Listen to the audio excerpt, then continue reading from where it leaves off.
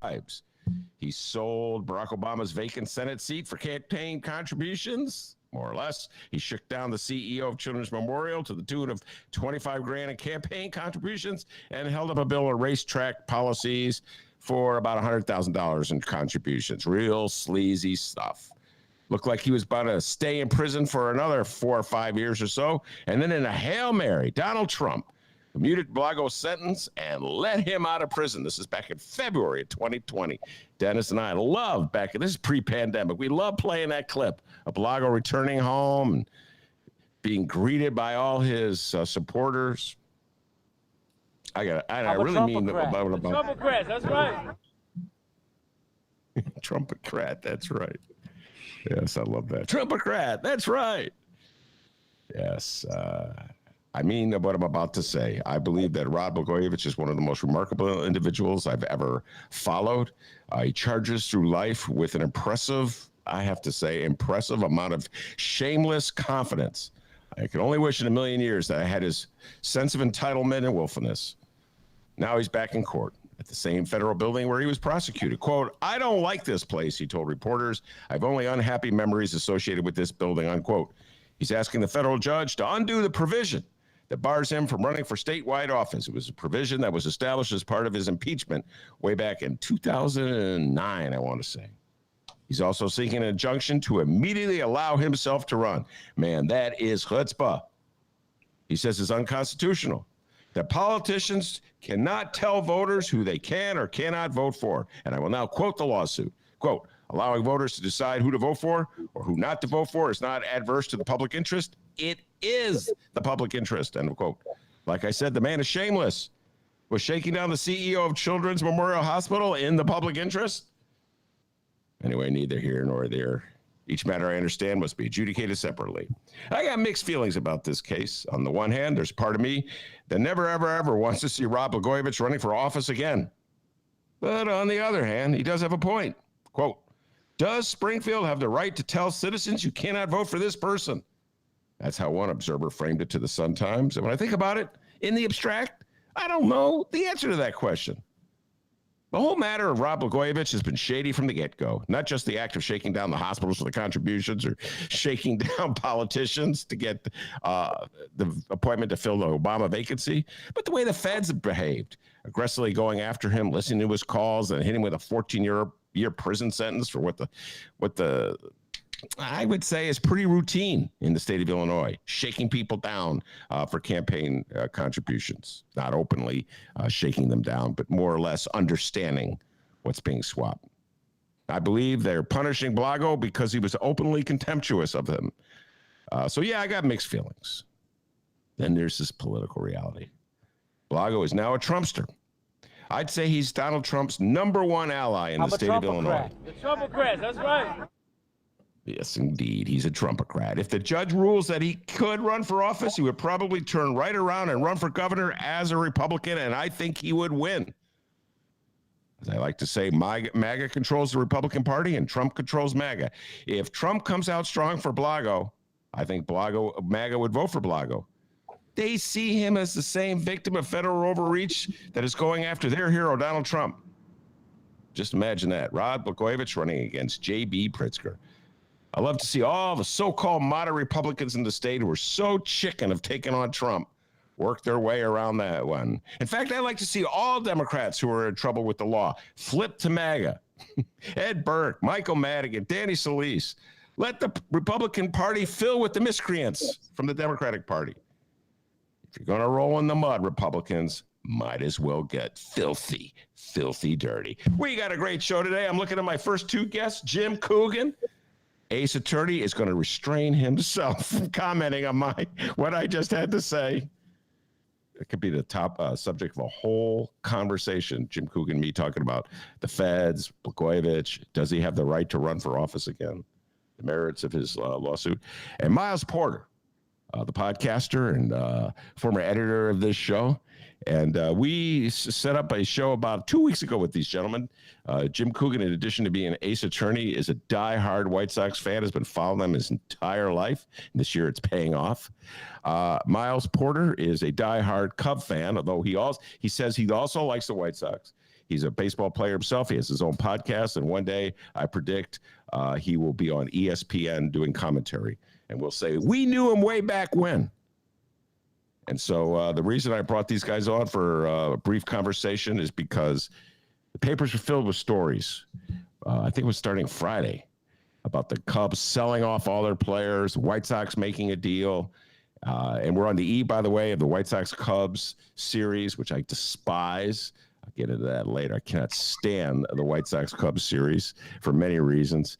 But I had to bring these two gentlemen on because I wanted to pick the brains to see what to make sense out of these trades. Does it make sense on any level for the Cubs to dump three of their greatest players of the last 10 years?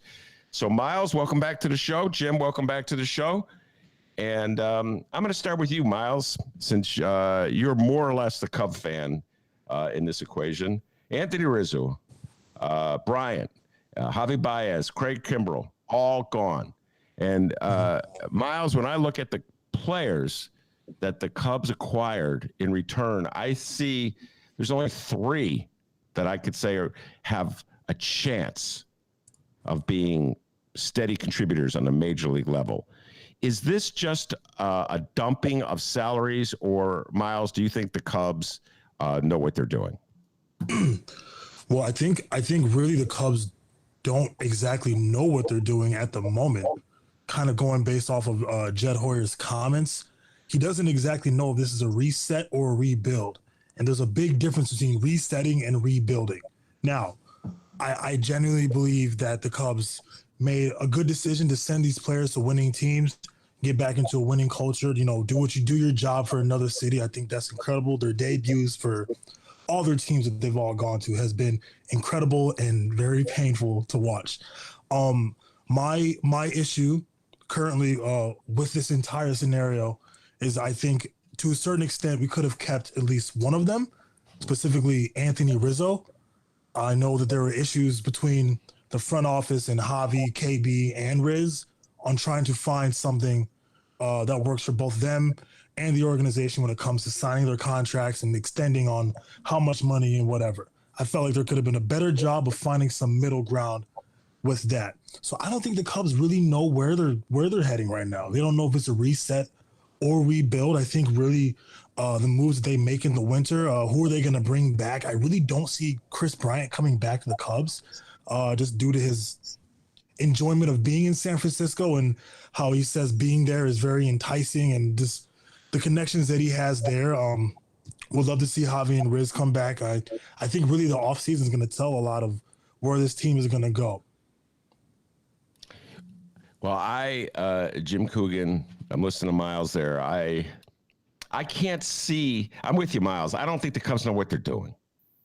And I know one thing, they don't want to pay these salaries. Yeah.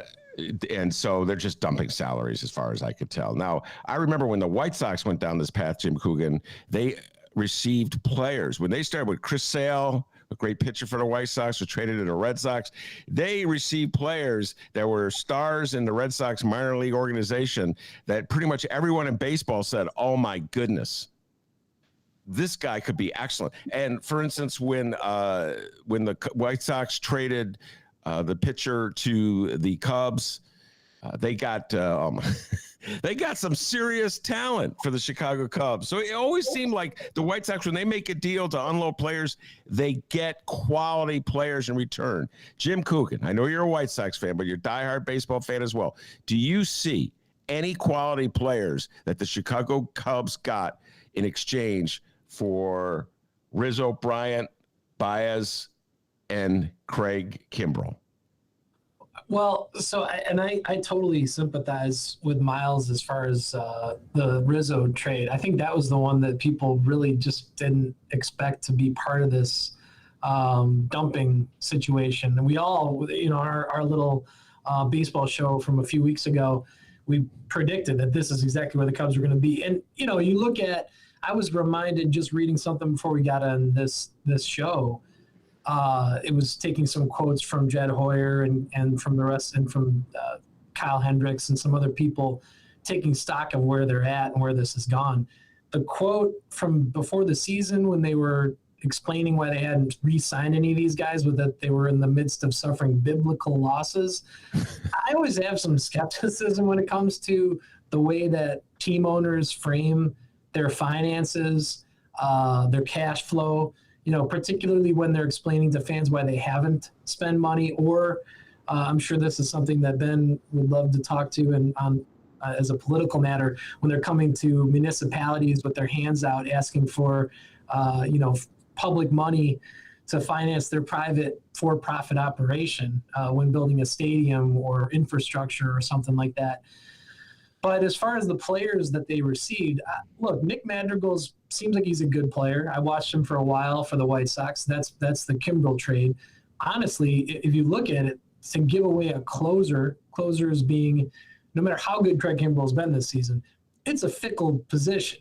Relief pitchers come and go. They have highs, they have lows. Guys who you think are going to be an all-star for 5-10 years, 2 years into it, all of a sudden they just fall off the map. You don't even remember what happened to them. Now they're a secondary setup guy in Atlanta, and it's like, what happened to that guy? So that's a pretty, especially compared to position players with very established track records. In Kimbrel's case, he's been very good before. Then he was struggling mightily, and then suddenly this year he's captured something that he didn't even have in the past. So getting a lot for a closer, for a back end relief pitcher, that's a pretty good move. I think that because Madrigal, I don't think anybody's expecting him to be a dominant second baseman. He's never going to be a power hitter, but if he can be a 350, 450 on base percentage guy, getting on base constantly at the top of a lineup, he's quick, and he looked very good defensively at second base. So there's a quality baseball player that may be an all-star here and there, and is probably somebody with some longevity. I don't know as much about I know that the pitcher that they got from the Yankees was highly rated in their system. I didn't really get into the weeds as far as where his projections are supposed to be. And I don't really know what they got from the Mets, because I didn't have a chance to process that. But I didn't think it was much. And I'm actually, just knowing the Mets system, I don't know what they would have, because they're at the cycle of having brought a bunch of guys up in the last couple seasons, and they were trying to restock this year to compete, which they are. They're actually, they're presently in first place in a very mediocre National League East. So I think it's going to be hard for fans to be really satisfied with this long term. But then you have the issue that Miles brought up. A lot of these players their contracts are expiring after this season. So with the short-term rentals, there's always a debate over how much you're going to get. If you kept them and they left in free agency, you get compensatory draft picks. So it's hard to lose in baseball. When you lose a guy, that's kind of a nice backstop for the teams. But I don't know that this batch of acquisitions is going to be looked at like in 3 years, and they'll be saying, well, this was how we built the 2024-25 seasons, was on this dump of guys who, they were the cornerstones of it. You look at it from the other perspective. If these players are so good and you're dumping half your team, then why wasn't the team more, and then we come back to where we were at with the last show, which is, why trade away Yu Darvish at this stage in his career when he was just revving back up from, he had a kind of a mediocre 2019, if I recall correctly, but he was great last season. Mm-hmm. He's been very good for the Padres. And it's like, if they just kept him and added maybe one more starting pitcher, why wouldn't they have been competing in the National League Central when they already did for the first 2 months? So then it just kind of gets confusing as to what the overall strategy here is. Cubs management claims that they made reasonable offers to these guys, and they were just stiff-armed. So now I'm going to take the skepticism as far as, finances and how much they're really willing to spend, and then what their strategy is. All right, so I have a mix on this one, gentlemen. I root for the Cubs and the White Sox, and have my entire life, basically. And so, Jim, you'll smile when you hear this. When I look at these trades, I can only say definitively that there are two players that I can tell you right now are quality Major League Baseball players.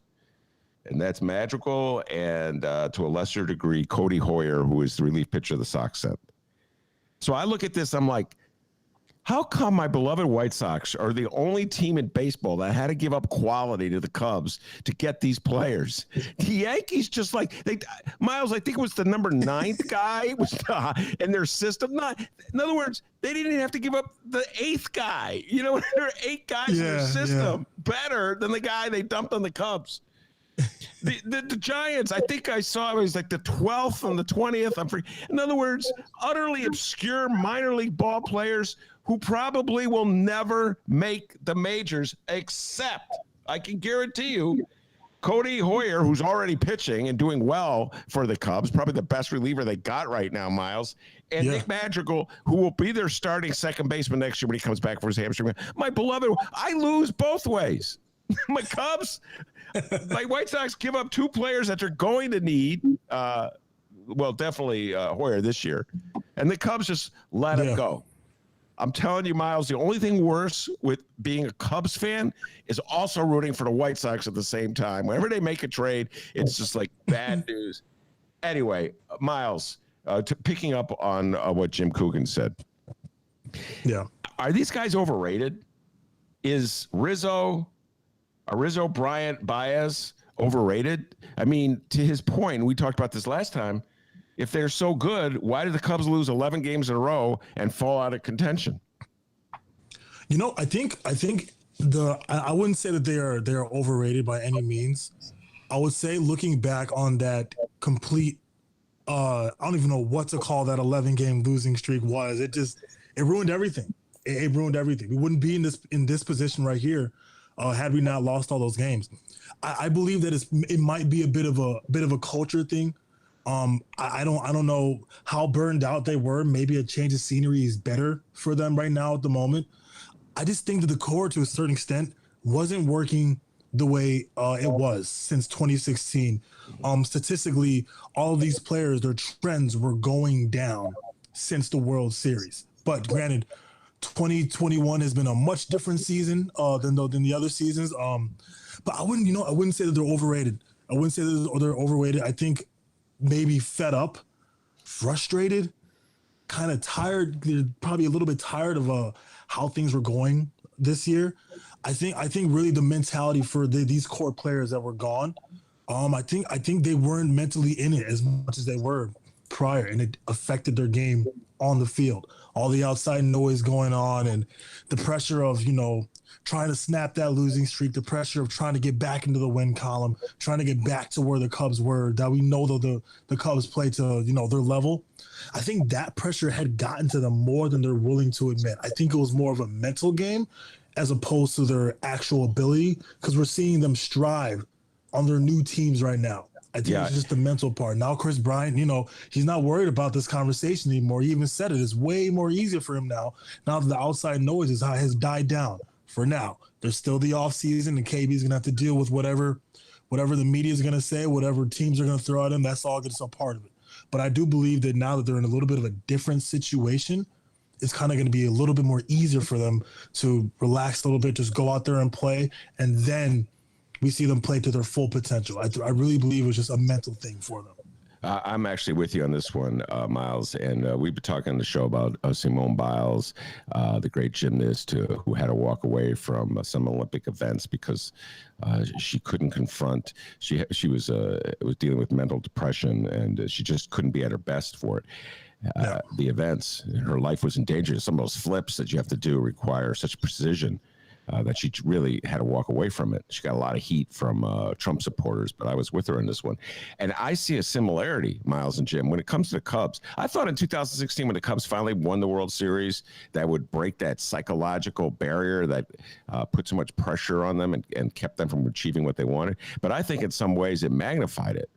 I look at and it's very similar with the Bears. The 1986 Bears won the Super Bowl. And they haven't won a Super Bowl since. And every time Jim Coogan, it seems like they're approaching greatness, they collapse. And I'm like, what? I think there's something about the pressure in Chicago, Jim, particularly with the Cubs and the Bears, but I'll deal with the Cubs. It's like it's like this mass mental vibration of negativity that comes down where Cub fans, like starting in August, start going, oh, this is it. We're going to lose, and it just, the talk, the chatter, the tweets, it comes on, and it's so much, the players, Chris Bryant's like, I can't take it anymore. Let me get out of town. By the way, it's starting to happen with my beloved Bulls as well, but I'll put that aside. Jim, do you think that there is just too much pressure on the Chicago Cubs, and that's what's keeping them from achieving? Well, culture matters. I mean, these are human beings. Obviously, if you're a statistics nerd, you just see the numbers on paper. They're bigger than life, so you kind of just forget about the humanity of it. But culture does matter. We spent time in the last show talking about the White Sox clubhouse culture and all the expectations or the concerns that how the team would adjust to bringing in a manager who had been out of the game for 10 years, who's and Tony La Russa, who's known to be kind of an old school, unwritten rules, tough baseball guy. The Cubs, I would say this, there may have been a decline in terms of the loose, fun culture that Joe Madden really, I know, was a big part of him psychologically managing those Cubs of the 2016. Absolutely. That had sort of slipped away. I guess I don't know exactly the reasons why, but I believe, at least I think, that the purpose of hiring David Ross for that job was that he was a guy who was part of those teams, but also well respected by players and a guy who can connect with players, and certainly, having only retired a couple of years ago, could appreciate those pressures and maybe do something about it. I don't really get the sense that that's how it went so far in 2016. But, maybe the players that we're talking about here who have high-level accomplishments, all-star or MVP caliber seasons under their belts, definitely for Baez and Bryant for sure. Maybe when you get to the point where the team is deciding that they've made their best offer and this is reasonable money, and if you're not going to take it, then we don't care. Maybe that plays into it, and they just don't feel like this is the place that they're respected. It's hard to, as a fan, to sit there and think, well, are you sure that $180 million isn't respect? But at the same time, if that's your earning capacity, and you could do the same thing playing for the San Francisco Giants or the Yankees or whoever, then it kind of is. And honestly, no matter, I don't really know, I kind of don't assume that there's much of a relationship between the Ricketts owners and the players themselves. So I'm not sure what other way you're if you're the player, how else are you feeling that you're respected in that environment, other than what's the line from Jerry Maguire, show me the money. And then, it's easy for a fan to get critical and say, well, then he's just a bum and he doesn't really care about, committing to playing. It's just a game after all, and he's getting paid all this money. Look, these are athletes at an extraordinarily high level. So if they're not feeling comfortable and they're pissed off or really feel like that the whole company has become a negative place to work, then that would certainly amplify whatever the sports media culture is and the pressure that you get anyway, Ben, that you refer to. And I mean, it is tough being a Bulls fan or a Bears fan, because you have these two epic things hanging over you forever, right? The 1985 Bears were epic. They get a little too much, time and talk these days. It's been 35 years, so I'm not sure if it's really warranted to talk as much as we do about them now. But with the Bulls, the Jordan Bulls are, one of the most iconic championship elite dynasties in any sport at any time. Yeah. So those are tough. With the Cubs didn't have that, but they had 108 years of losing. And I totally agree that it would have made sense that ripping the cap off of that would have been a mental release for these guys, and they could have just kept making the playoffs. They didn't really perform well in the playoffs. Maybe that has something to do with it. It's sort of, I guess you'll never know for sure what those reasons are why they couldn't beat the Dodgers, but there you go. Yeah. And I wanted to add to that a little bit. I look at when I was at the game where Javi got benched, just because he had had a bit of a mental blunder. It was a ball hit to the outfield. He thought it was 2 outs. He kept going. One of those things where it's kind of something that we're taught when we're younger is, hey, let's just, if there's just not 2 outs, you got to watch the ball. You got to tag up. You got to make sure, you just basically got to watch the ball. Little things like that where I'm seeing the Cubs mentally getting taken out of this. Joe Buck, asking Chris Bryant about if you're not going to be a Cub, we just asking those questions during the All-Star game, kind of like bringing up these things again and kind of like reminding them, hey, things are going bad. We see things are going bad. We just want to know, hey, how are you feeling about it?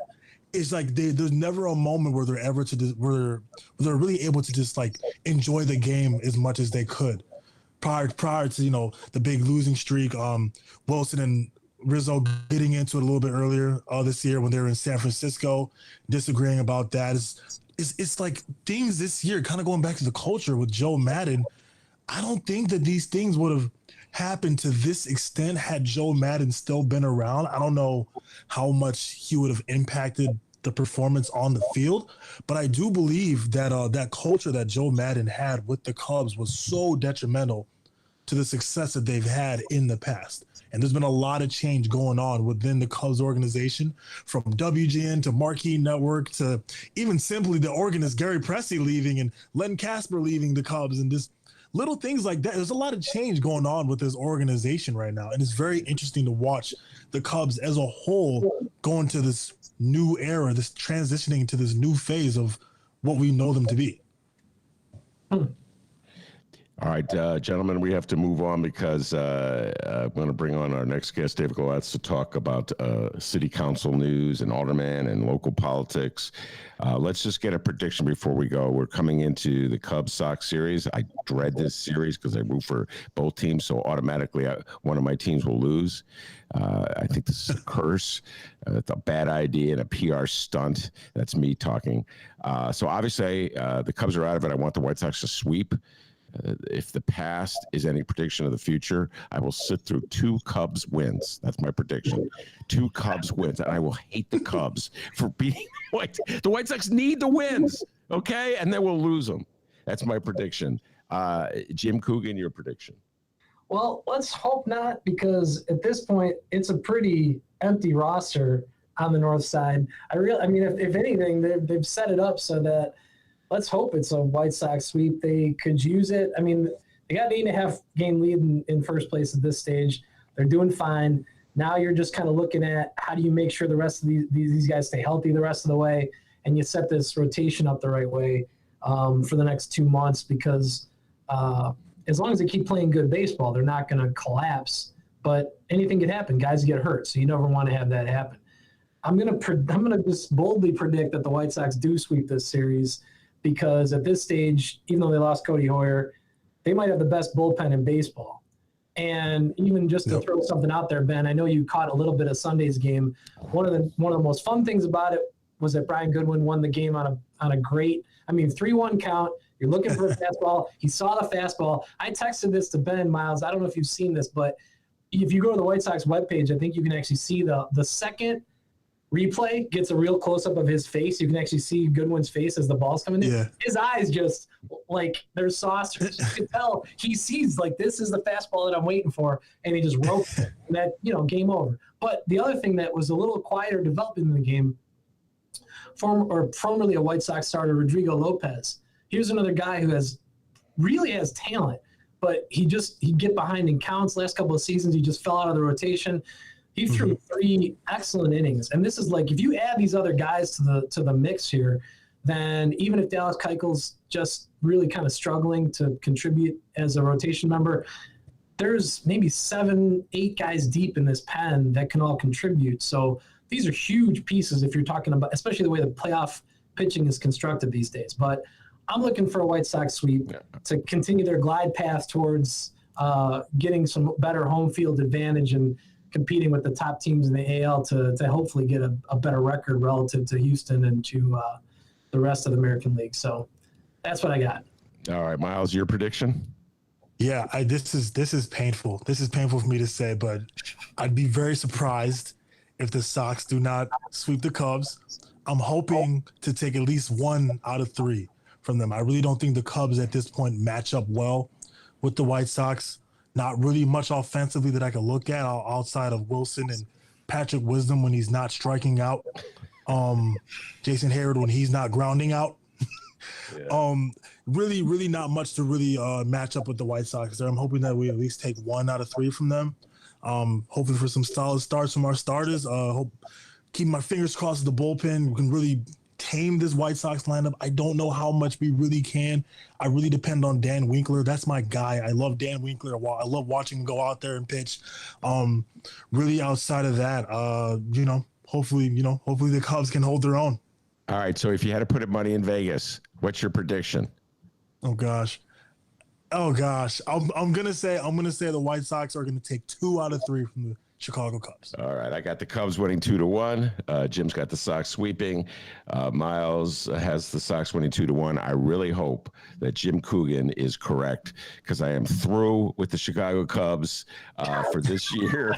Absolutely through with those bums, and I'm all 100% White Sox. I'm going to the game Thursday, and I'll leave you guys with this. I love Brian Goodwin. Jim Coogan knows. I think, Miles, I'm when Jim Coogan hits. He texted me. Yeah, I texted you. Brian Goodwin hits a homer. I get so excited. For folks who don't know this, he's a guy who's been in the minors for most of his career, and he got a call up this year by the White Sox. It looked like his career was over, and he's really helped the Sox out a lot. So I love Brian Goodwin. When he hit that homer, I was so excited on Sunday. So Miles, tell Dave Glowacz he's lucky that you didn't spend the rest of the afternoon talking White Sox baseball. So I could easily have done it. We could have segued over to my beloved Chicago Bulls, but I'll hold off on more sports conversation. Jim and Miles, thank you very much. We're going to take a break, and when we come back, we'll be joined by Dave Glowacz talking all things Chicago politics and the city council. We'll be right back.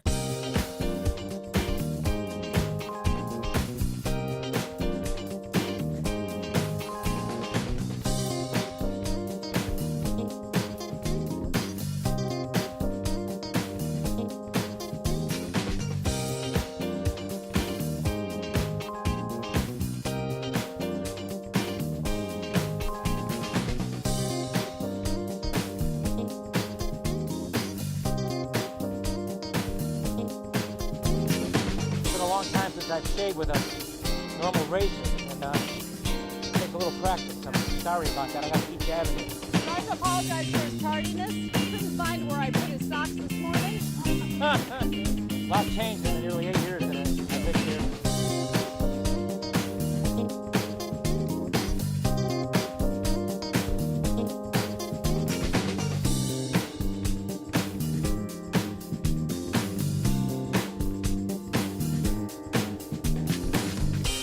I believe we have a structure in place.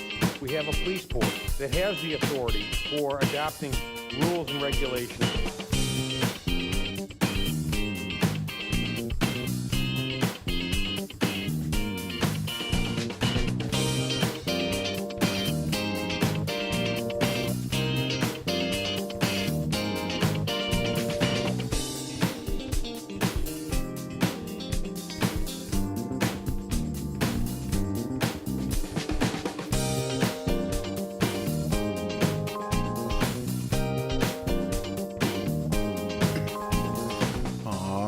Welcome back to the Ben Jarofsky Show, live from his attic.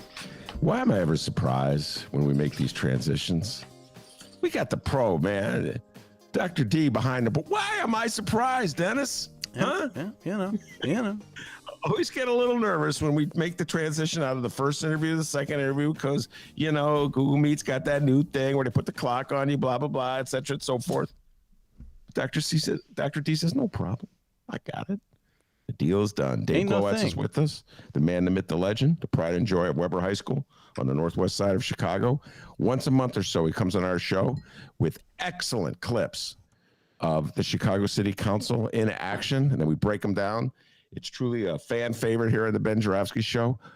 Welcome back, Cotter. Welcome back, Dave. It's always a pleasure to be with you guys. Thanks very much. And usually I begin by saying Dave and I have not prepped, except and then I point out that Dave has told me what clips he's playing. In this case, no prep, ladies and gentlemen, no net. I have no idea what is about to come. This is total improv.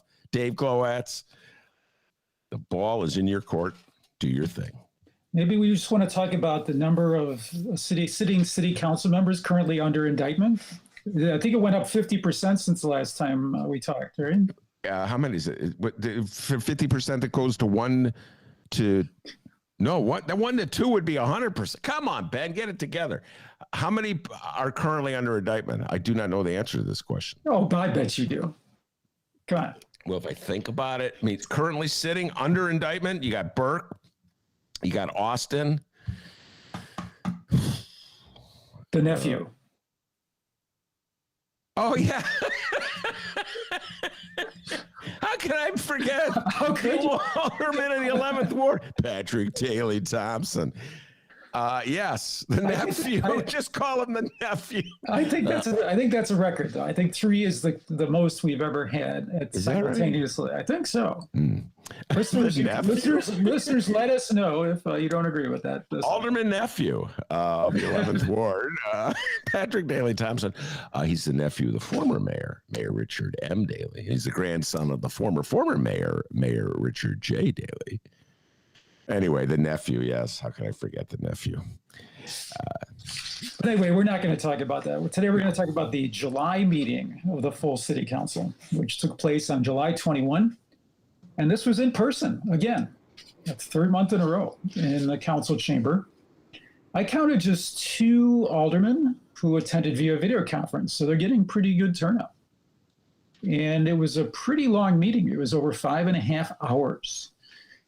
And it might interest you to know, Ben, that a little over half hour of that was devoted to honoring retiring Streets and Sand Commissioner. Do you know his name? No. John Tully is his name. Apparently had a few decades in streets and sanitation. So that's a little background. Dennis, please, we're going to do Rosa first. The big news from this meeting, which you, Ben, and your listeners probably have heard, was the approval of a citywide elected commission that would oversee police department policy. And leading up to this meeting, this July 21 meeting, activist aldermen and Mayor Lori Lightfoot had differing versions of an ordinance that would implement this, what's called community oversight. And all these folks announced a weekend negotiating session before the city council meeting, which led to a public safety committee meeting scheduled for 5 p.m. on Tuesday before the Wednesday morning full council meeting. At that Tuesday public safety committee meeting, they passed something called the Community Commission for Public Safety and Accountability. And that's something that proponents had been calling the Empowering Communities for Public Safety, or ECPS ordinance. There's a lot of potential acronyms here. They'll still be rolling out. For everybody keeping score, that ordinance that passed is record number SO 2019-4132. So it passed the Public Safety Committee meeting on that Tuesday evening fairly closely, 12 in favor, 8 against. And it passed the full council 36-13. So what we're going to hear, Ben, is 2 sets of remarks that took place before the council's vote. This first set starts with 35th Ward Alderman Carlos Ramirez Rosa. Let's listen. I hope that we can come together today, vote to enact this ordinance, bring community voice into policing in the city of Chicago, and work collectively towards a day where we don't see our young people like Laquan McDonald and Adam Toledo shot in the streets. This is a step forward for justice. The chair recognizes Alderman Sposato. I didn't plan on speaking, but yet somebody has to set me off and attack the police and accuse the police of murder once again. Adam Toledo was not murdered. It's a tragic incident what happened. We don't need police reform. We need family reform. Families need to start taking ownership and watching after their children. We already have 11 oversights that I see, and I'm going to read them off to you. AG, body cameras, consent decree, COPA, DOJ, FBI, IAD, IG, Illinois Torture Board, Police Board, State's Attorney, supervisors, and if you want to talk about community involvement, we can include DAC and CAPS. I know you've been working on this 4, 5, 10, 20, 50 years, whatever you want to say. Bottom line is, we got a phone book of information on Monday morning. They were to vote on Tuesday afternoon, and now we're voting on it in council. So I think it's wrong. I'm not going to DNP it, so don't get all nervous, everybody. You're going to win. I'm going to lose. The police are going to lose, and the city's going to lose. Chair recognizes Alderman Baskins. I feel a certain frustration. We have members of the council here who vote no on oversight or don't show up. But yet when the settlements are here, they'll vote no on those, knowing that month after month, we keep doling out money because the system doesn't work. I appreciate that in democracy, people can vote no, but let's not misrepresent and say that those who are in support of fixing an institution are not for public safety. I'd argue that those who want to stay and do nothing and continue the status quo aren't for public safety. The chair recognizes Alderman Hairston. Some of the comments that I heard yesterday was that we have too much police oversight. I believe we got 11 organizations, 12 organizations. And if that were true, and if they worked, we wouldn't be here. We will hear or have heard many people talk about this ordinance creating more bureaucracy and more cost. What is more costly than a life or the hundreds of millions of dollars this city has paid in settlements and verdicts? The chair recognizes Alderman Sixto Lopez. I wasn't planning on speaking either, but I think that there are some comments that need to be addressed. I would like to remind our colleagues about the facts on the Adam Toledo case. The fact is that there was a police report that was incorrect and lied about the age of a 13-year-old. The fact is that there was a mother who for 48 hours did not even know what happened to her child. Now, those are the facts, and those facts are uncomfortable, but those are facts that are real in our community. I am speaking, sir, and I'm speaking with facts. Let me intercede for 1 second. Thus far, we've had a very civilized debate. It's my hope and expectation that that will continue. This is not about call and response to members talking to each other.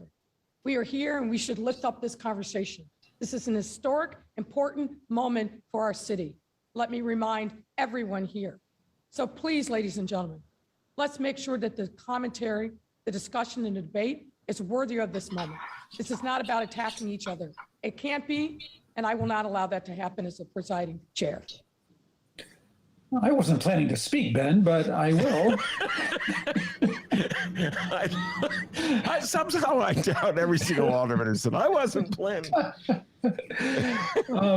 Something that you couldn't tell quite from listening to it, but I witnessed was when Alderman Byron Sixto Lopez of the 25th Ward, when he got up to speak, he was actually standing behind Alderman Sposato. They have in the council these days, before they have yet to bring the public back into the chamber, the public's allowed upstairs in the mezzanine behind glass windows, but they're not in the chamber because they have the aldermen spread out into the public seating area so they can all be, distanced. I don't know how much longer they're going to do that, but so it ended up with Sixto Lopez sitting behind Sposato, and then he was essentially, Sposato was turned around and was looking right at him, and Sixto Lopez was just saying, I essentially disagree with you, sir, and Sposato started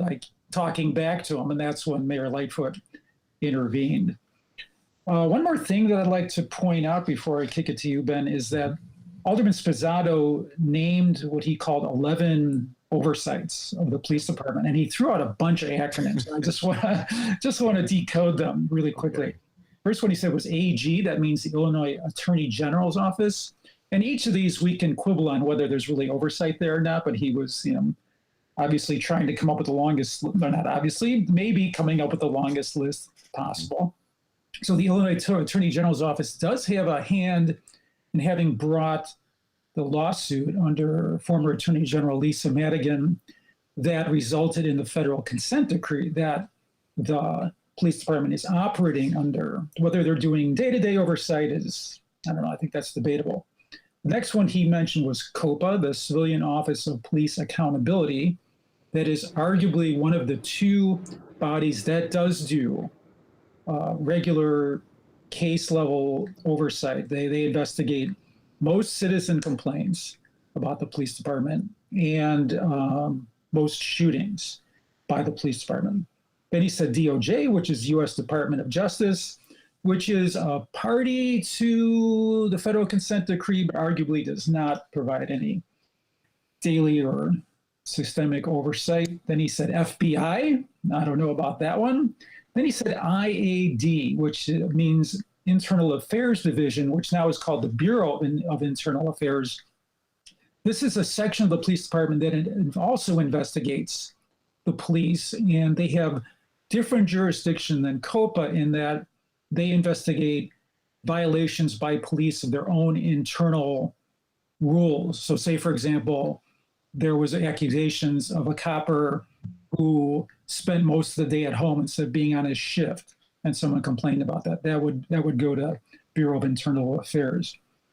Then Sposato said IG, which is the Chicago Office of Inspector General, which does actually do some systemic oversight of the police department into things like overtime abuse and things of that nature. They threw out a couple more. One was DAC, District Advisory Council, which is in each of the 22 police districts, there's a group of residents who self-select to sit on this body that gives more or less counseling or advice to the district commander. And the last one he said that was not obvious was CAPS, the Chicago Alternative Policing Strategy, which is a citywide forum for citizens to meet with police officers in their districts on a regular basis. I'll pause there. Yeah, that was a really good job, Dave, at breaking those down. And your first point, I think, is really on target. And I think Nick Sposato probably would admit to this if we were just informally chatting over a beer or something. I don't know if he would come on the show and say it, but he was padding the list.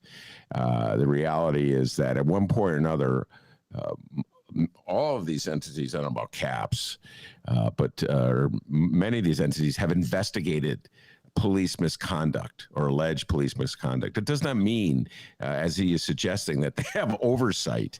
You know, it's like you said, the FBI is not on a regular basis taking a look at the Chicago police. But I don't even know what case in particular he's talking about with the FBI.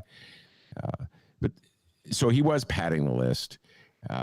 And essentially, he's articulating the notion that there is too much oversight of the Chicago Police Department, which I cannot say. I have to.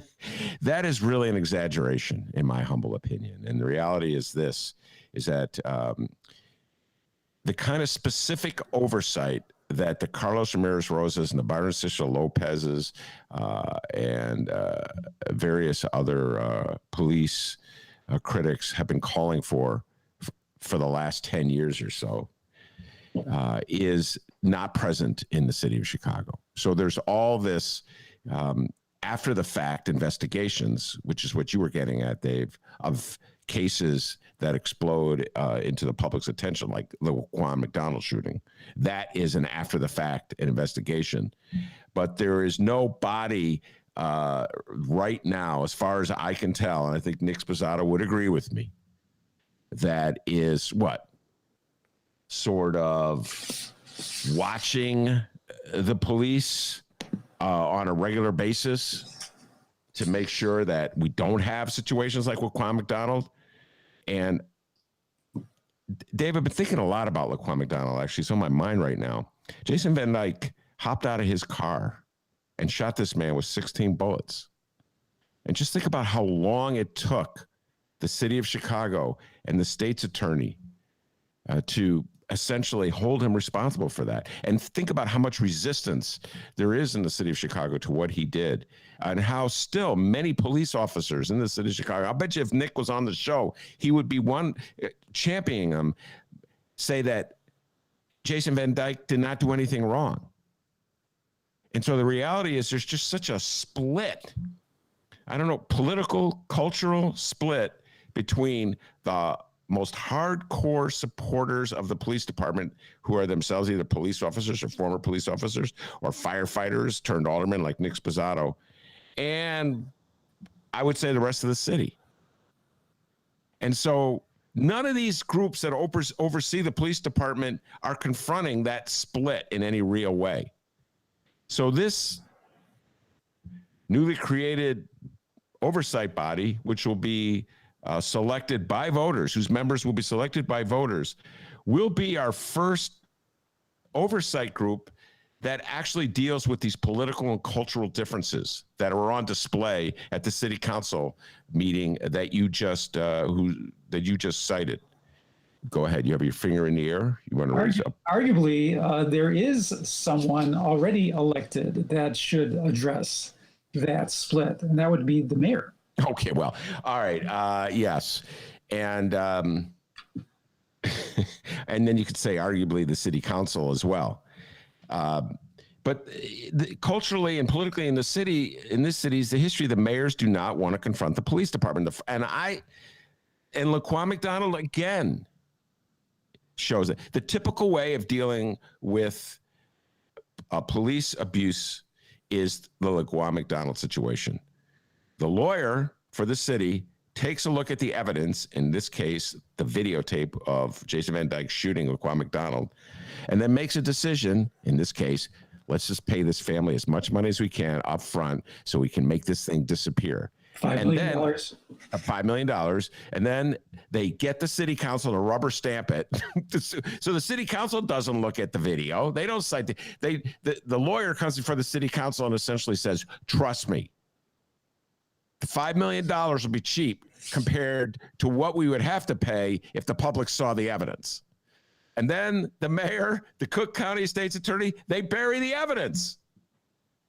It's like, no, that takes care of that. And they ride it out and we move on and until there's the next shooting. And in the case of Laquan McDonald, what happened is, Dave, a Cook County judge ruled that Mayor Rahm had to release the video. I believe it was a friend of yours who petitioned the Cook County, petitioned the city to release that video. And once that video was released, lo and behold, everyone's outraged. Oh my God, we have to prosecute. And even then, the Nick Sposatos of the world are saying it was justified.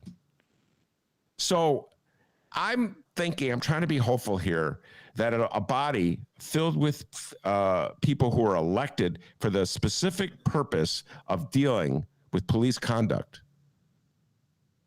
may be able, as soon as I say this, Dave, I start feeling, oh my God, this is so naive, but may be able to come to some consensus as to what is or is not inappropriate behavior. And as we had Carlos on the show defending it, Carlos Ramirez Rosas, very defending the bill that they passed, the oversight body that they passed.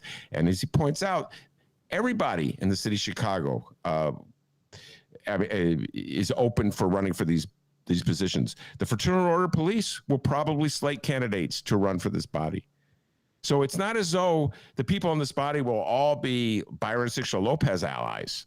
There's probably going to be some Nick Sposato allies in this as well, Dave. So this is our first step, in my humble opinion, toward democracy on this matter. And I have no idea where it's going to end up going. Though I know that you, like me, feel like more democracy generally is what we want if we can create structures that can facilitate that. More democracy, more transparency, release public information. It's funny because I've been, this is a debate outside of what we're talking about, but Republicans, Democrats in Congress want to have the January 6th insurrection investigated. What was Trump's role, et cetera, and so forth. You're talking about the tourist trip. Yeah, the tourist. Yes, what Republicans talk the tourist trip. And another police officer, by the way, committed suicide, a Capitol police officer. Tragic. Just yesterday, the other day, was reported. Anyway, and Republicans, they want to deflect it. And they talk about, we want to do an investigation of the rioting that took place over the summer. And I'm like, yeah, let's go. I would I'm still waiting for an investigation of what was the city's strategy in in the aftermath of the George Floyd murder. So I'm with you. I'm more transparency, more democracy. So yeah, I would like to know.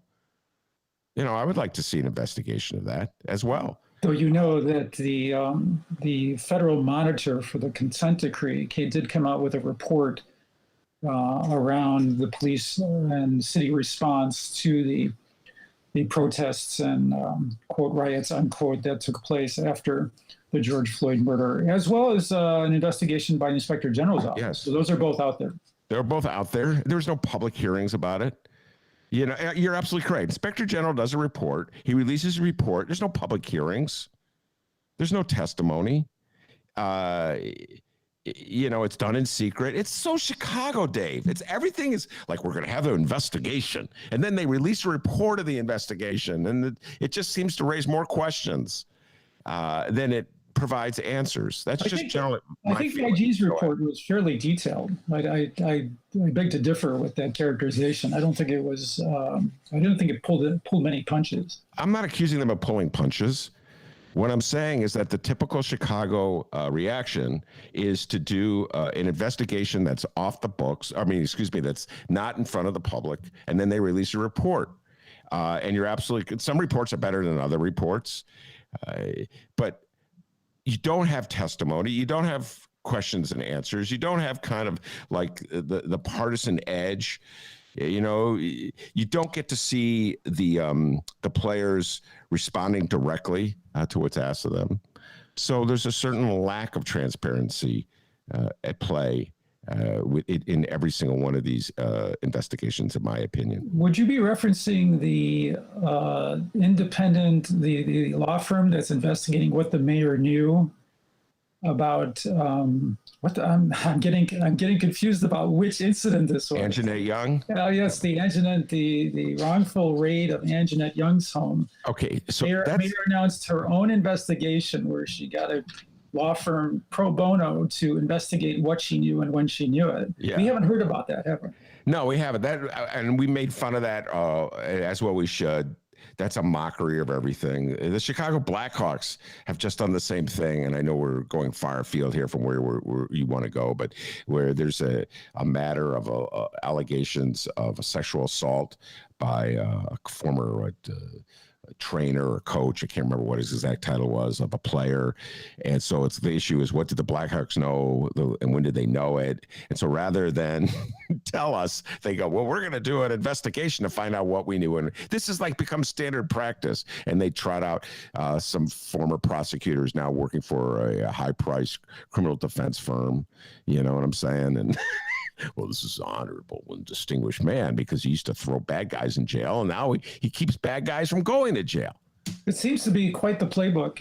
Yes, it's a playbook. Sports analogy. This is how an organization deals with these scandals. Yes. It's just blue ribbon. It used to be called blue ribbon yes. conditions, right?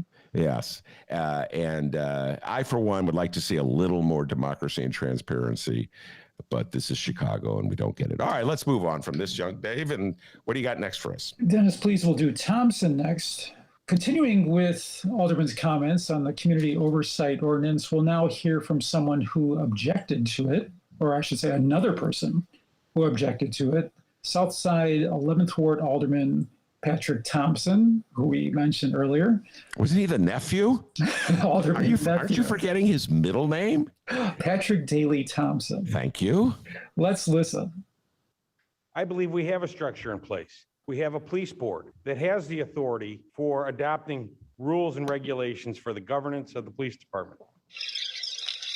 I know in my community, they're looking for us not to create more government, but to help with public safety and help with the day-to-day issues that we face in the city of Chicago. I think we can do this through reforming, as I've said, the police board. The chair recognizes Alderman Napolitano. Everybody knows that there needs to be reform. Many of us believe that reform is already in place or is in the process. In great conversation, I keep hearing that this is going to play out stronger in other parts of the city and less in other parts of the city. I got to call BS on that. It's going to have effect on the entire city.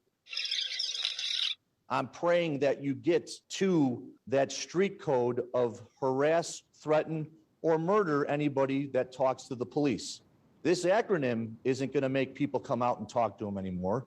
What it's going to do is going to have police officers want to interact just a little bit less, in fear of everything they do will be recorded on this and held in the wrong way and go to an oversight committee who's going to fire them, sue them, have them lose their house, and destroy their family just for trying to do the job as a police officer. And what I know what we'll be doing here in the next 6 months is creating another acronym committee to find out why has our crime tripled. The job has been demonized. This new committee, this 12th layer of police oversight, is going to make every potential wannabe officer think about going in a different direction. So I hope the next 6 months we put a little bit more time and effort to fixing that out there and not worrying about if we're going to have enough people telling the police what they're doing right and what they're doing wrong while they're in the middle of a war on our city. The chair recognizes Alderman Mitz. I do want you to know my personal experience with this issue was when I came into city council and my colleagues were debating on John Burrs, and I didn't know who John Burrs was. So once I have learned and became a victim myself through a family member, 13 years old, being accused, coerced, being tortured, and having no oversight whatsoever to even allow parents to come to the jailhouse for 20 years locked up, I know we need some oversight. But it affects surrounding members, my nephew's mother, who did not even live to see him being exonerated 25 years later. There are so many young Black people and brown in the jail system right now. And you tell me we're not gonna do any reform? We're not gonna do anything? Now, to say what's not gonna work, I think it is inedible for us to say that because we really don't know what tomorrow gonna bring. So how can you say something that you really don't know? I think that we need to have faith that it works, because faith is something that you can hope for. I have a little bit more in that exchange from 26th Ward Alderman Roberto Maldonado, who says why he disagrees with Alderman Anthony Napolitano of the 41st Ward. And if listeners want to hear that, they can find it on my extended episode about this council meeting at shygov.com.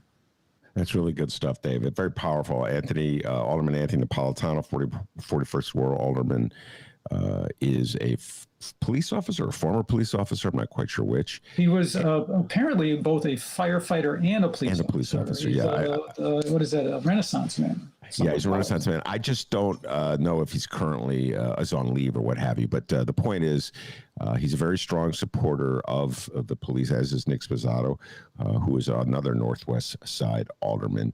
And, listen, and Emma Mitz is the alderwoman of the 37th Ward, and she's generally a supporter of the Mayor Lori Lightfoot, and before Lori Lightfoot, Rahm Emanuel. So she's speaking very passionately about the issue as it has affected someone in her family.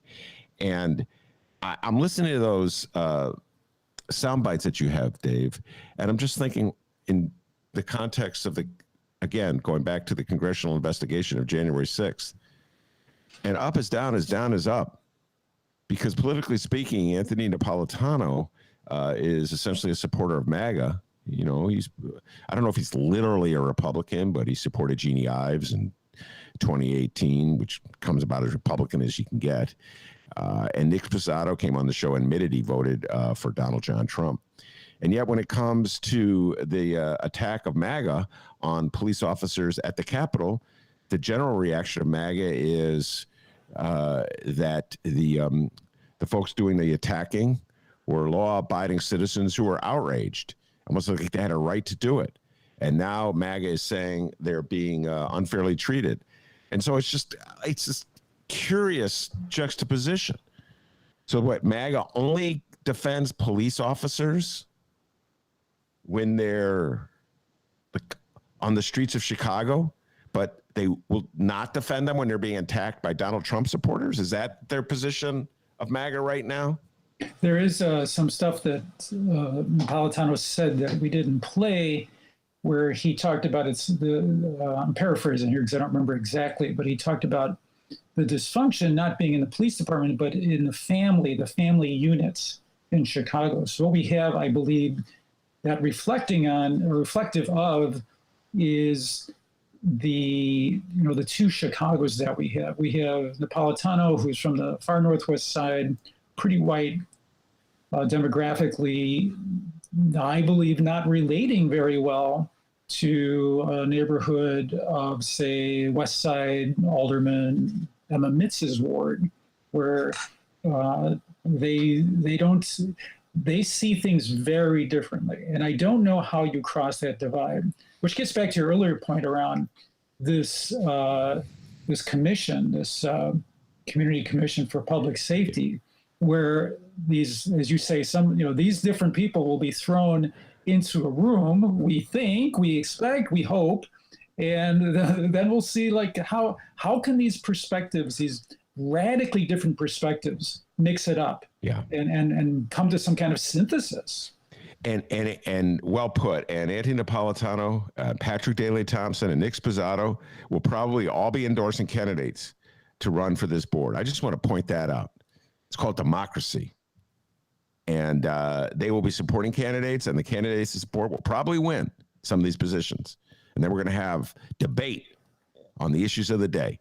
And if there's going to be someone on the board who's going to defend, like a Jason Van Dyke, excuse me, I'm thinking of a baseball player, Jason Van Dyke, then let me hear that. Let me hear that defense.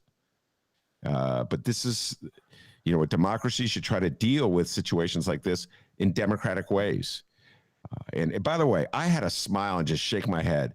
Patrick Daley Thompson, let's never forget the Daley part of that name. Patrick Daley Thompson, current alderman of the 11th Ward, whose uncle was the former mayor of the city of Chicago. That would be Richard M. Daley, and whose grandfather was the former mayor of the city of Chicago. That would be Richard J. Daley, is now getting up sounding like a Republican. Not to create more government. Come on, Patrick Daley Thompson. You sound like a Republican. Your granddaddy is turning over in his grave. We're creating more government. What we need is less government. You got your start at the Metropolitan Water Reclamation District, right? Didn't you get Water Reclamation District? He was a water rec commissioner, yeah. I didn't hear you complaining about government when you were like, well, you turn the water tap on and water comes out. Hey, where's my paycheck? Come on, man. To quote Joe Biden, come on, man. Patrick Daley Thompson. Don't forget the Daley part of the Patrick Daley Thompson. Alderman Nephew suddenly, oh my God, there's just too much government. We got to cut back on government. I did. That was an inadvertent coining of a moniker on my part there. Oh, don't tuck and dodge. You were up all night creating that. Well, let's leave this community oversight thing. I think we've examined the heck out of it. Dennis, please, we're going to do biz next. At the very end of most council meetings, Ben, is a time allotted to what they call unfinished business. And at the July 21 meeting, unfinished was something left out of a June city council meeting in which aldermen passed a package of reforms called the Shy Biz Strong Initiative. That ordinance relaxed some business licensing and regulation rules and gave financial relief to struggling businesses, post-pandemic. But in June, 42nd Ward Alderman Brendan Riley managed to separate from that package a piece that would have taken away aldermen's power over new business signs and sidewalk seating, sort of approval of certain parts of new business licensing. So what happened at the July meeting is that the chair of the License and Consumer Protection Committee, Alderman Emma Mitz, announced a proposal on revising that power, which we'll first hear in this piece described by Alderman Riley. Let's listen. I'm very pleased to report we have reached a fair and reasonable compromise that will result in much faster issuance of the vast majority of public way use permits for businesses. If the local alderperson and BACP agree that the public way use application meets the code requirements for a permit, The permit is issued without need for an ordinance to be passed by City Council. This could save up to 60 days in time to the issuance to the applicant. This impacts more than 95% of the applications we process as a council. If the local alderperson and BACP agree that the public way use application does not meet the code requirements for a permit, the permit application will be denied. If the local alderperson thinks the public way use permit application does not meet the code requirements for a permit, but BACP thinks the application does meet the requirements, the permit applicant, with the assistance of BACP, may submit to City Council an applicant-sponsored ordinance granting approval of a public way use permit for the City Council to consider. Our goal here was to get permits in the hands of business owners much faster. This ordinance accomplishes that goal while also preserving our authority in those rare instances where we have disagreement with the administration. I move that the substitute ordinance be placed before the body for consideration. Chair recognizes Alderman Beal. I do believe that something of this magnitude really should go back before a committee and be heard in a committee meeting where we can have the commissioner come and testify before us to discuss something of this magnitude. So my motion is to send it back to committee for discussion. Chair recognizes Alderman Riley. To my colleague's concern, we have been negotiating in earnest for some time now. The eureka moment wasn't reached until yesterday morning, but we did work very quickly, I think, with the government affairs staff as well as the Legislative Reference Bureau to get the draft language out as quickly as humanly possible so that members would have a chance to review that language and the one-page fact sheet. And in the correspondence I sent to all 50 colleagues yesterday, we offered to answer any questions or concerns. As I understand from the Legislative Reference Bureau, they received a few questions from aldermen. The aldermen were satisfied with those answers. It sounds that a majority of us are willing to proceed with this and move forward. I do believe that Chairman Mitz already has a motion pending. I'm not sure that my colleague, Alderman Beal, is in order. Let me go to Alderman Smith. A two-sentence change, I think, that really solves a lot of problems for everybody. Let's vote. Let me refer members to Rule 21, which lists the order of motions. The motion that was pending before Alderman Beal rose to speak was number 5, to move the previous question, which takes precedence over your motion, Alderman Beal, which is referred back to committee. So the motion to move the previous question takes precedent and must be voted on. Are you moving for a roll call vote? I was going to renew my motion to move passage of the substitute ordinance with the first favorable roll call vote of the Committee on Finance. Recognizes Alderman Beal. Would you prefer a roll call vote? Because there is an objection. I actually prefer that we adopt the substitute without trying to pass it. It sounds like she's trying to pass it before accepting the substitute. It was not adopted. Let me just clarify. I believe that what Chairman Mitz is attempting is, in the first instance, to adopt the substitute, then there must be a second vote on whether or not the substitute is approved by the body. So it's a two-step process. You can accept the substitute. All right, so hearing no objection, so ordered, the substitute is accepted. Next step, pending question is to have the body now move to approve the substitute. Alderman Beal's motion is to refer the substitute back to committee. So ladies and gentlemen, what you will be voting on is whether or not Alderman Beal's motion to refer the matter back to committee should be approved. A yes vote is to refer, a no vote is to vote on it at this moment. Got all that? Oh, man, that's beautiful stuff, ladies and gentlemen. That's democracy. Remember I said democracy? This is what you're going to get. Napolitano, Spazzato, with oversight. That's called democracy. Damn I it, just damn want it. to point out that this one acronym is that Riley was tossing around, BACP, is the Department of Business Affairs and Consumer Protection. That is the agency that actually grants business licenses. And the core of this discussion is whether aldermen who formerly got, or historically have gotten to approve when a business wants to put in a new sign or put sidewalk seating or something of that nature, what he called the public way permits, aldermen would have to approve those first and then craft an ordinance that would go before the city council and they would pass it. Well, this compromise that they crafted would bypass that if the alderman, okayed it and said, just issue the permit. And what they were debating, it was Beal, Alderman Beal of the very far south side's 9th Ward, was saying, we just got this like 2 days ago, and I'm not sure that I don't know, maybe he hasn't caught up on his email or something, and he just hadn't time to read it. And he wants to send it back to committee, and tried to use a parliamentary procedure that he actually, in the end, was pretty crafty about it. He said Ellen Mitz was trying to kind of accelerate. She was trying to combine two motions into one, and he picked it apart. And he got his motion voted on, but he lost it. He lost. So this did get approved. All right. So I just want to take a moment here to talk about the parliamentary machinations in the city council. We took a deep dive on this last month, not just with Dave Glowacz, but Alderman Maria Haddon came on the show, Dave, and we played excerpts from the June meeting and that you had presented on our show. So big shout out to you for that. And she analyzed them. She's become a parliamentary expert.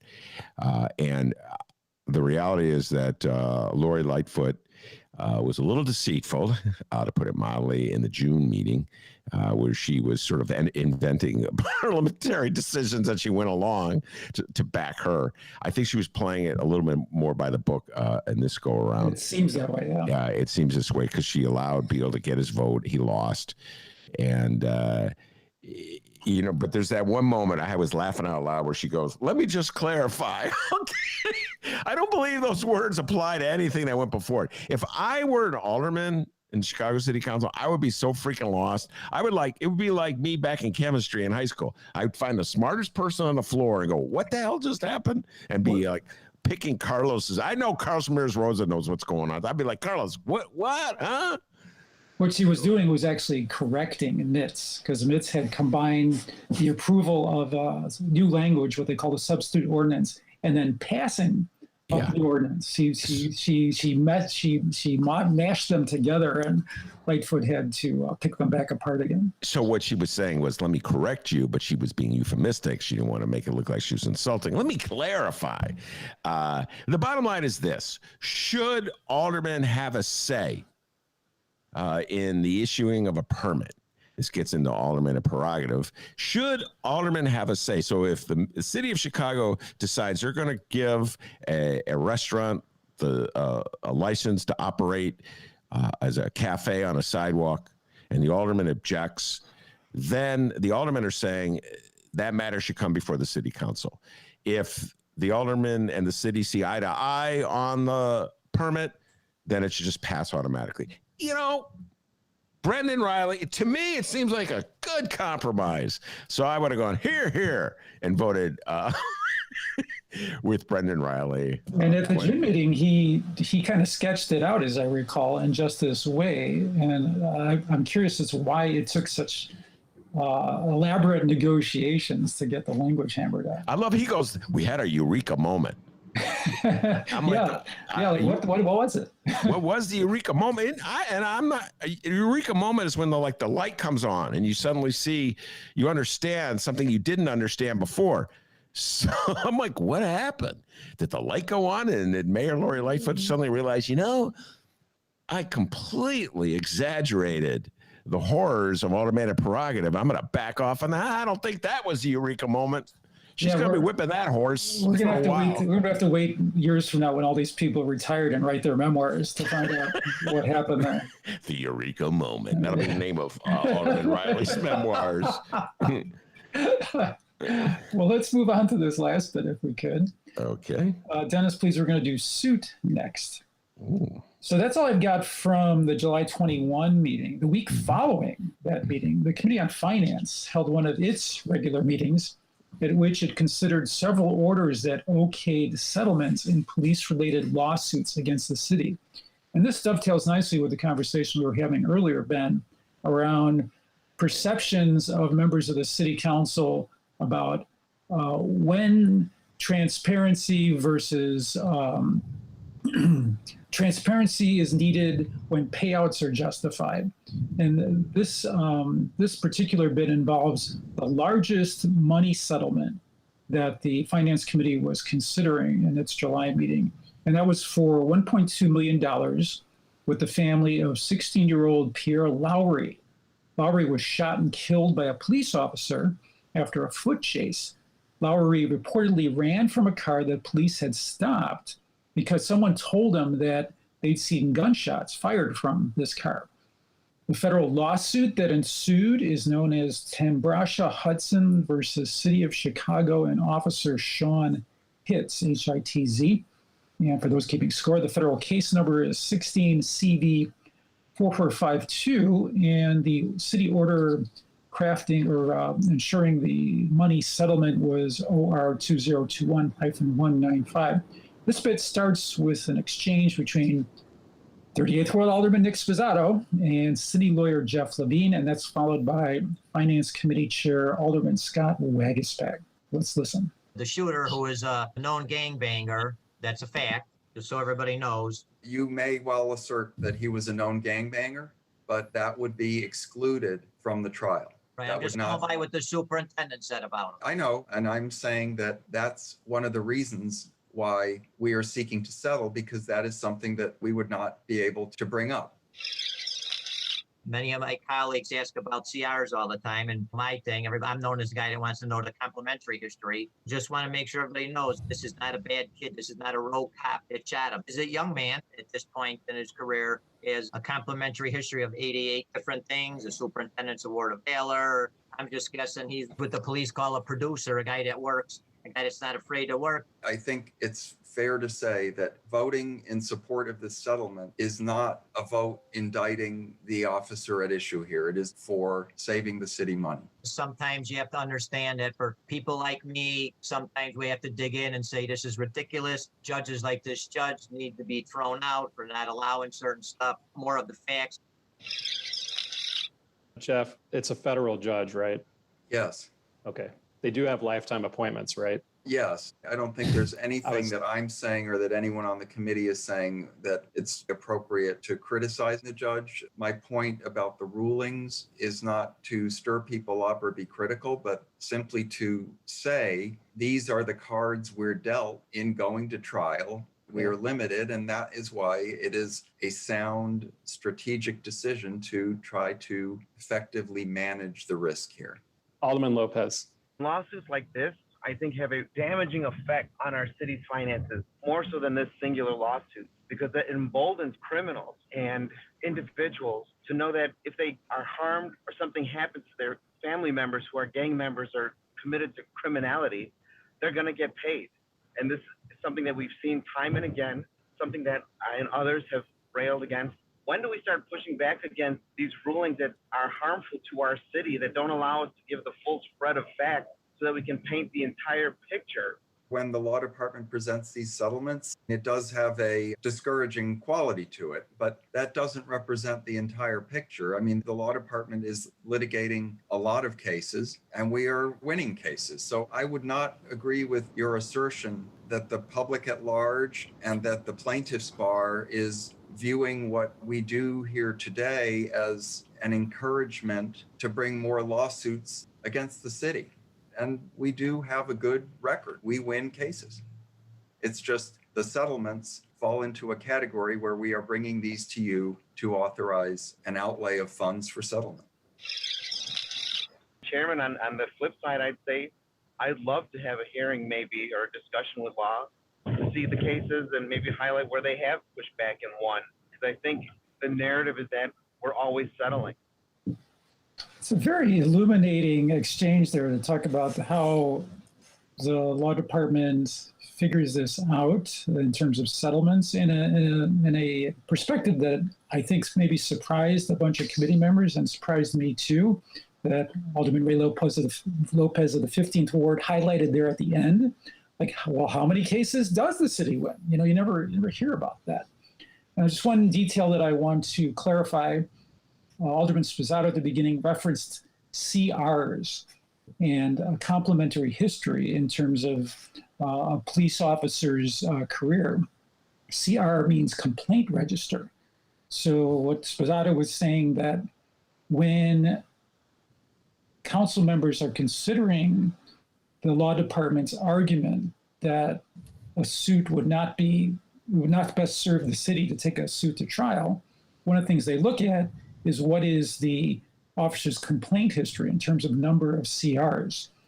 And Sposato says, well, I'm the guy.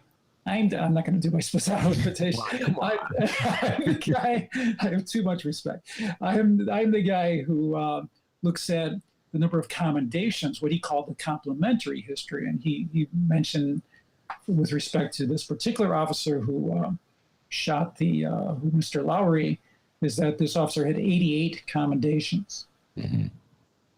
Yeah, and so if it comes to trial, both of those issues would be brought before the judge or jury.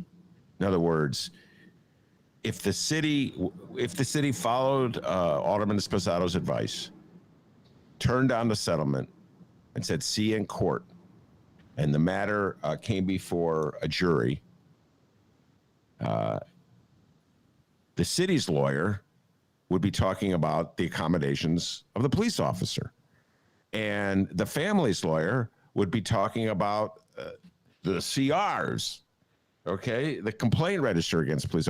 That's what's going to happen. So that will be addressed in a court. Now, the issue of whether a federal judge would allow the what's his name, Pierre Lowry's background, I assume that's what Nick Sposato was getting at. He said he's a gangbanger. He's a known gangbanger. He was repeating what the superintendent said about Lowry, and the lawyer Jeff Levine said that his alleged gangbanger status was already the judge already said that he's not going to allow that in court. Yeah. So I don't know if that's absolutely 100% true, but again, Levine's point. This gets back to what I was talking about before. We talk about this all the time. In these matters, it's not really a matter of justice in the greater scheme of things that the city is taking care of in these police settlements. It's exactly what Jeffrey Levine was saying. He called it effectively managing losses. In other words, the lawyers for the city, they view their job as getting rid of these cases as cheaply as they can. And like the greater issue of right and wrong and justice and injustice, that's not what they're dealing with, Dave. They're just trying to get rid of this case. Risk management. That's how they do it. And that's what was at stake with Laquan McDonald. It's the same thing I was just talking about 15 minutes ago. The lawyer says to the mayor, presumably, if a jury sees this video, we're cooked. Let's give them the money. Let's bury this thing. And that's what's going on. And I'm not certain. So it's like each side wants to have it both ways. So the Nick Sposatos of the world will say any kind of oversight of the police is unwarranted because it'll keep them from doing their job. Even the road cops, you admit that there are road cops. It's going to keep them from doing their jobs.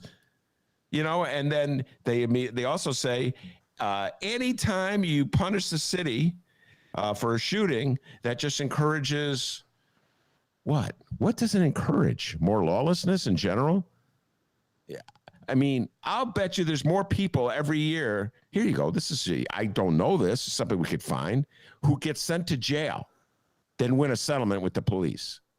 You know what I'm saying, Dave? So it's not like I'm a criminal. What I think I'll do is I'm going to go out today and I'm going to incite a confrontation with the police in the hopes that they shoot me, but they don't kill me. They wound me, and then I could sue them and make money like 5 years down the road. I'm not really sure that's happening. Go ahead. It is similar to what the argument that is being made by Alderman Lopez was, that he said that the more that publication of these things happens, these settlements, then it encourages family members to not necessarily encourages bad guys to go out and do stuff and try to get injured, but encourages families after the fact to take advantage.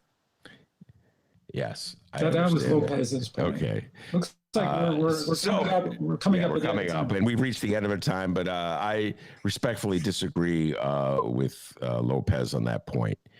I don't think people are oh, yes, my son was killed. Now I get to sue the city. I'm sorry. I just don't think that's the mindset going on. Now, obviously, there are many people who try to take advantage of the situation and file needless lawsuits. But clearly, there's some when a lawyer like Jeff Levine goes before the mayor and says, I think we should settle this case. There's evidence that it could really come back to haunt the city in a trial. Anyway, we're getting the message from Google Meet that it's time to wrap this up, and I do whatever Google Meet tells me because they run the world. So Dave Glowacz, thank you very much. And before Google Meet kicks us off, tell folks where they can find more of your great work. If listeners would like to hear more audio from the July 21 meeting, I'll have it at the extended version of the recap of that meeting at Inside Chicago Government, chigov.com. Find us on Facebook at facebook.com/InsideGov, G-O-V, and on Twitter at CHIGOVT. Very good. Thank you very much, Dave Glowacz, for coming on the show. Every month he comes on and we do the breakdown of the Chicago City Council. It's really good stuff. I really appreciate the opportunity. Thank you very much to you and to Dennis. And I want to thank Miles Porter and Jim Coogan, our experts on Cubs White Sox, for that earlier discussion. And of course, thank the man, the myth, the legend, the pride of joy of Alton, Illinois, without whom this show would be possible. That would be Dr. D, back home in Alton. They call him the man, the myth, the legend. Give yourself a raise, take it out of petty cash. See you tomorrow, everybody.